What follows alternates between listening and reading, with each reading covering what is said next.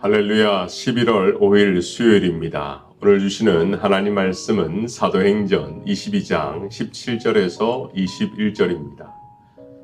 후에 내가 예루살렘으로 돌아와서 성전에서 기도할 때에 황홀한 중에 봄에 주께서 내게 말씀하시되 속히 예루살렘으로 나가라. 그들은 내게 대하여 증언하는 말을 듣지 아니하리라 하시거늘 내가 말하기를 주님, 내가 주를 믿는 사람들을 가두고 또 각 해당에서 때리고 또 주의 증인 스데반이 피를 흘릴 때 내가 곁에 서서 찬성하고 그 죽이는 사람들의 옷을 지킨 줄 그들도 아나이다. 나더러 또 이르시되 떠나가라. 내가 너를 멀리 이방인에게로 보내리라 하셨느니라.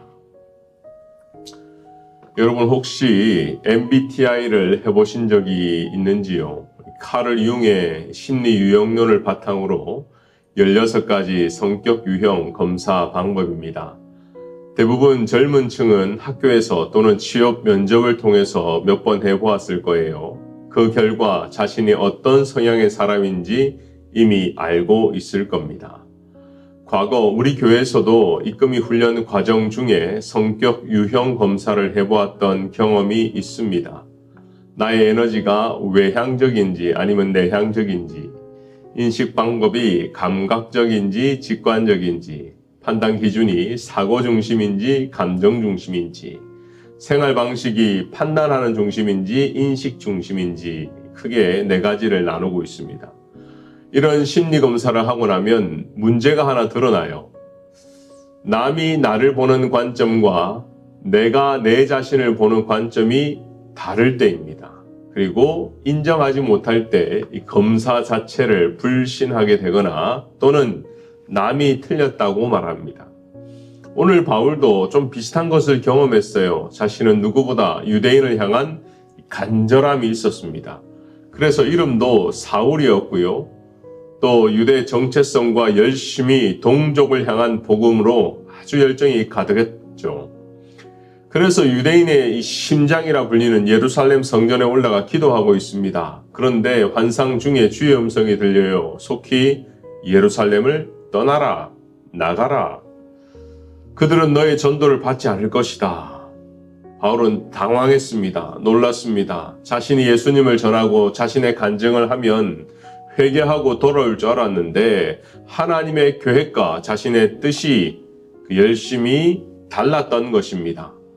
저는 오늘 본문을 통해서 하나님의 부르심에 순종하는 믿음과 신앙생활에서 무엇이 중요한지 함께 나누고자 합니다.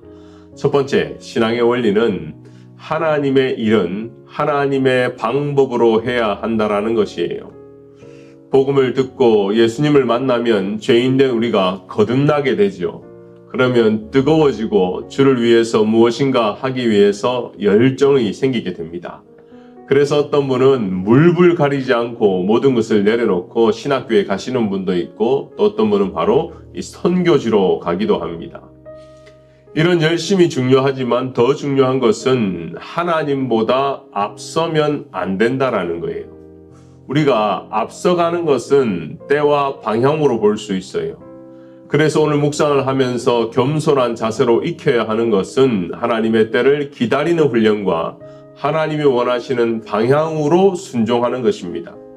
신앙생활의 교만은 경험에서 오지요. 과거에 내가 다 해봤어. 과거에 이런 일이 있을 때에 내가 이렇게 했기 때문에 지금 내가 여기 있는 거야.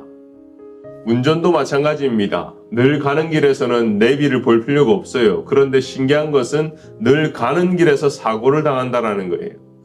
내가 처음 가는 길은 긴장을 하고 또 내비를 통해 몇 번이고 확인을 하지만 내가 늘 가는 길에서는 교만한 마음이 생기고 경험이 있기 때문에 문제 없다고 생각하는 거예요. 우리가 지금 익숙한 것이 무엇입니까?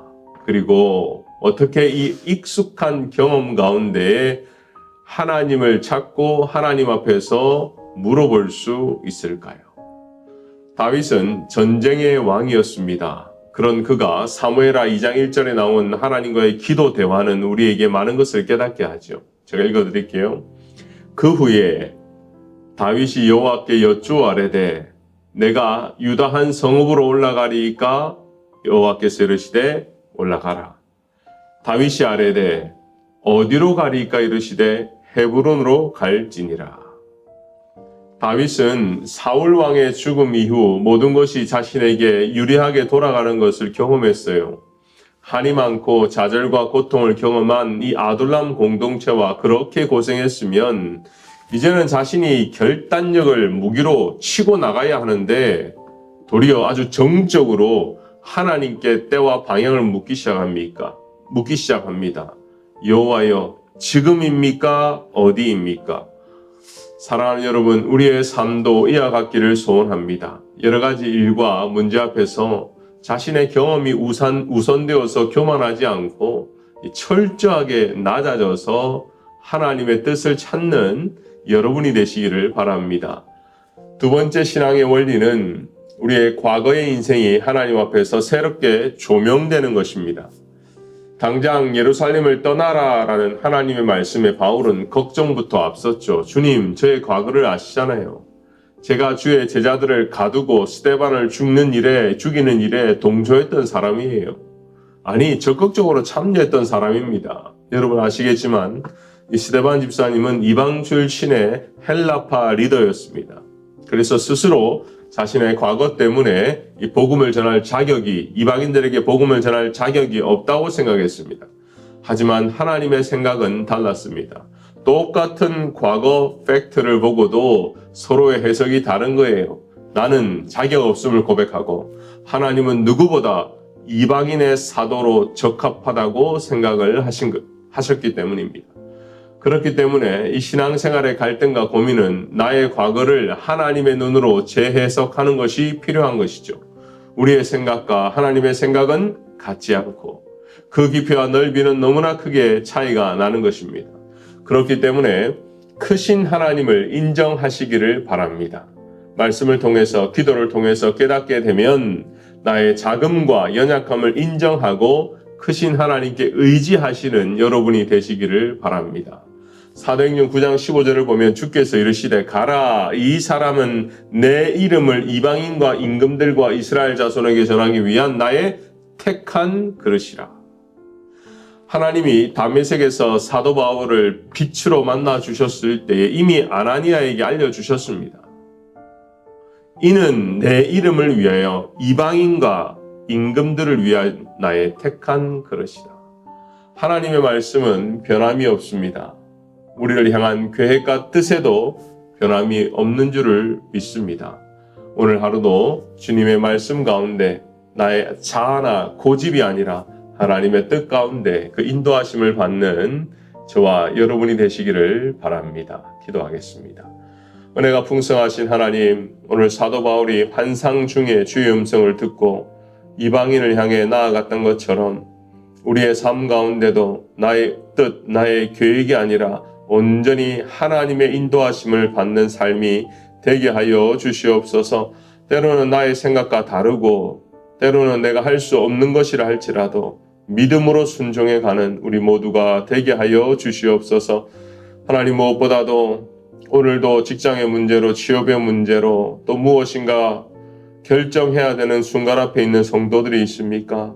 겸손하게 주의 은혜를 구하게 하시고 가장 좋은 때에 가장 좋은 길로 인도하시는 하나님을 경험하게 하여 주시옵소서. 감사하며 예수님의 이름으로 기도하옵나이다. 아멘.